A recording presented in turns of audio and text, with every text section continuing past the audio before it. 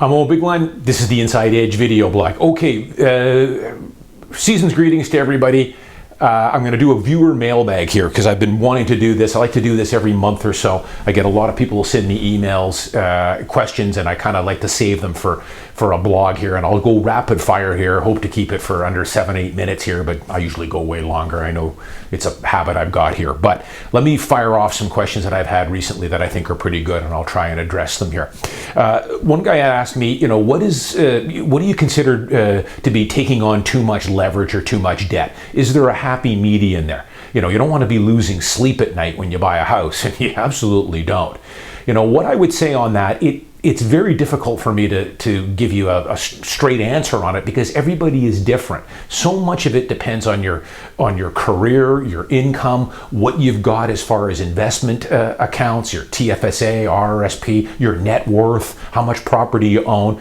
But just a general rule of thumb here, I suggest for the most part, and in Vancouver and the Lower Mainland, you pretty much have to be using conventional mortgages here. Conventional mortgage meaning 20% down minimum. And, anything over $1 million, you have to. I would say, 85-90% of the deals I'm privy to, both on the listing side, because I see what the buyers are writing, and if they don't put it in the contract, I find out. And on the buying, representing buyers, 85-90% of the deals I'm in are using conventional mortgages now, not high ratio. So, and as I've often said, the Canadian lenders are not cavalier lenders. It is very, very difficult to get approved for a mortgage in Vancouver here, in the Lower Mainland. They will not let you over leverage. They're going to want to see 2 or 3 years worth of tax returns. They're going to want to verify your funds, your income. You're probably going to have to put 20 or 25% down. I think you should be fairly safe with that. You always want to leave a buffer, like I've talked about many times before. If the bank tells you they'll lend you $900K, doesn't mean you have to take $900K. Never a bad idea to try and go a little under what your maximum qualification is. And then I tell people as well, with our current interest rate environment, which is incredible, I'm seeing people now telling me they're locking in 3-year rates at like 1.3, 1.4%, which is incredible. And you take advantage of it by all means. I sure am. But remember, there's only now one way to go up. I think one way, and that's up from here. Now, I think interest rates are going to stay very low for the next decade. They're probably not going to stay this low, but they're going to be probably under 3.5% here. But leave yourself a buffer for future rate increases because there's only one way to go from here. Had some other people ask me what I did a blog a few months ago on, leveraging and some of the ways, you can use equity in your home. Again, I have to be careful here because everyone is different here, and I don't want to suggest to people, leverage is a bit of a taboo thing for a lot of people. And, as you guys know, I'm pretty conservative.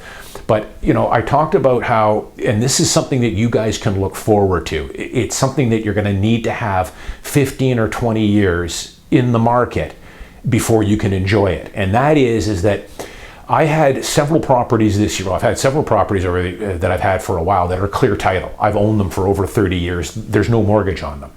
But because of the interest rates are so historically low, and these are investment properties, I have now taken out a new mortgage on it. I've re-leveraged up on these. So just to give you an example, I've got a $500,000 condo in Richmond. Clear title. I do not have a mortgage on it. I paid it off 5, 6, 7 years ago. It's tenanted. I've decided now to pull some equity, pull some cash out of that property. So I took, for argument's sake here, $250,000 out of the property.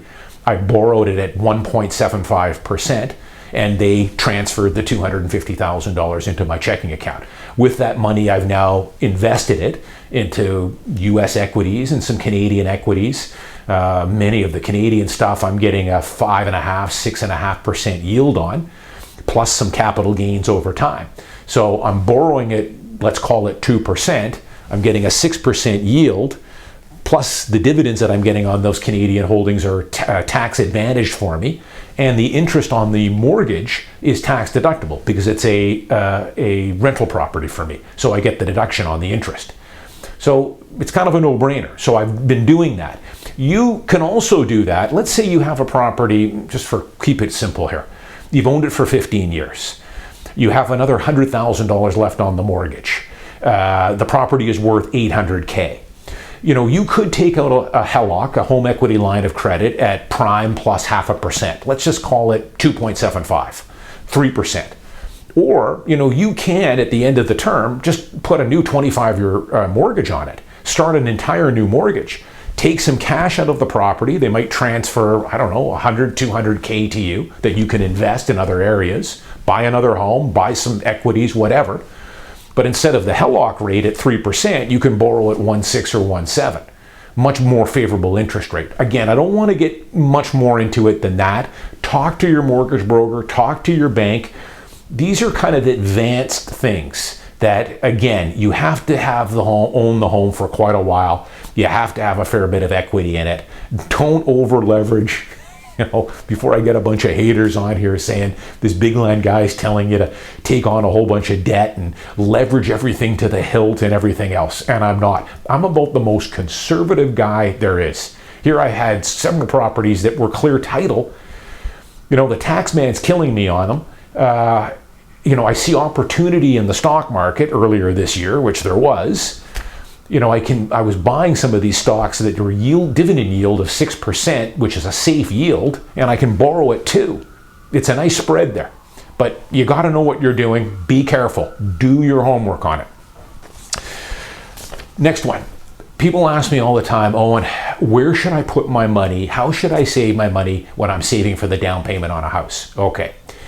My philosophy on this has just changed a little bit here, only because of this crazy low interest rate environment we're in right now. In the past, it depends on how many years as well that you're going to need to save before you can buy. If someone said to me, I'm 3/4 of the way there, I'm still saving, maybe in the next year or two, I should be able to have the down payment and be able to purchase. If that's the case, just put it in a bank account or put it into a GIC or a high interest savings account, because you're going to need that money in the next 12 to 24 months. Now, you're not going to earn any interest on it. You're actually losing money on it because inflation's running at 2.5%. A high interest savings account is going to pay you 15 basis points.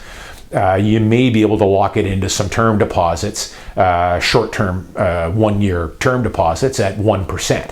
So you're losing 1.5%, but that's not the purpose. The purpose is you're going to need this money in 12 to 18 to 24 months. So just put it into an interest-bearing vehicle. If someone though says to me now, hey, I'm 5 years out, probably not going to be able to buy for 5 years. I just turned 22, I'm just starting work, probably going to take me 3, 4, 5 years to get the down payment. What I might suggest, have a look at a Canadian ETF called XEI. XEI, it's the Ishares Canadian High Dividend ETF, and holds about 75 large Canadian companies. The 50% of the fund is in the top 10 holdings. It's going to be Royal Bank, TD, Enbridge, Suncor, Nutrien, National Bank, Bell Canada, TELUS. It's yielding right now. I was buying this earlier this year. I was getting a 7% dividend yield on this. This XEI has had a nice run here though the last 3 or 4 months, but it's still yielding about 6%. That yield is pretty safe because there's strength in numbers with that. So if you were 4 or 5 years out from being able to to buy, I might earmark maybe half into a savings account, earning you 0, and put the other half into something like XEI. Again, do your homework on it. It's not for everyone. I tell you, it depends on your net worth and your financial wherewithal. I always used to keep an emergency fund just in my checking account, 3-4 months salary. I did away with that earlier this year, and I've got kind of my emergency fund now. I put it all into XEI. Even though you're at the whim of the market price on XEI, because it's an equity. You're holding 70 Canadian companies there, so it's going to go up and down. But it's paying a 6% yield compared to 0 on my checking account, and I've got the financial wherewithal. If I did need an emergency and needed 10 or 15K for a car repair or some repairs to a condo, I'll just sell $15,000 worth of shares. The MER on XEI, the management expense ratio, is ultra low, 20 basis points. Have a look at XEI. That's where I'm keeping my emergency fund now. And for certain people, if you're 4 or 5 years out from saving the down payment for a home, you may want to earmark some of it into XEI. I think it'll pay off for you and get you a far better return than what you're getting in fixed income right now or interest-bearing vehicles. Final couple of things here. People asked me, of course, the empty homes tax. City of Vancouver, our mayor, Kennedy Stewart, they're bumping up that empty homes tax again from 1.25 to 3%. You guys know how I feel about taxes. The empty homes tax, they're not collecting much money on this. Very few people are triggering the empty homes tax. It's not going to move the needle on affordability. It hasn't so far. Why would it change now? You notice how they never, after you back out the cost to run that program, they promised, hundreds of millions of dollars. It's been a fraction of that. What can I say on this that I already haven't? It doesn't affect me at all. It doesn't affect any of my clients. The whole thing is kind of odd anyways. I know that, the empty homes tax was brought in because they thought there were thousands of condos that were empty and people were speculating. Ask yourself this. I've said this many times on older blogs. Why would somebody buy a condo and then leave it empty for speculation purposes? Why wouldn't they put a tenant in it? They could buy a condo for $650K and rent it for $2,200 a month. They're still can take advantage of any capital gain, but now they're going to collect $30,000 a year in rent. Wouldn't that be the better way to go? And that's before the empty homes tax. Even if someone did want to short-term speculate on real estate, why leave it empty? Put a tenant in it and collect that revenue. So, the final thing I'll say on this, and you guys know I don't want to get in, the taxes, don't let these things bother you. I tell people, it doesn't affect me at all. The empty homes tax, the increase, we've got a moratorium on rent increases now, and then next year, starting in the summer, they'll allow us a 1.4% rent increase, which is crazy, even though everyone's expenses are going up twofold. But the thing that the City of Vancouver and the NDP don't understand is that, socialism, which, let's face it, Kennedy Stewart is a socialist, and is our premier as well. They're left-leaning. Socialism ends up running out of steam because you run out of other people's money. And eventually taxes get to a point where, enough is enough. And the other thing is, I know they want, it's all optics with this stuff, with the rent freeze and the cap on what you can raise the rents and the empty homes tax and the BC spec tax and, the increased PTT and everything else. But what they don't understand is, all these additional costs, and the property taxes, of course, they're going to be going up steady here as well. City's broke. All these things eventually will be passed on to the tenants. They are. All these increases in property taxes, I'm going to pass directly on to my tenants in the form of higher rents. Maybe not right away. It might take me a few years to recoup it because I only raise my rents after the tenants move out, and then I'll raise it up to market rent. So that's the thing that a lot of people, I think, miss, is that eventually these will get passed on to the tenants.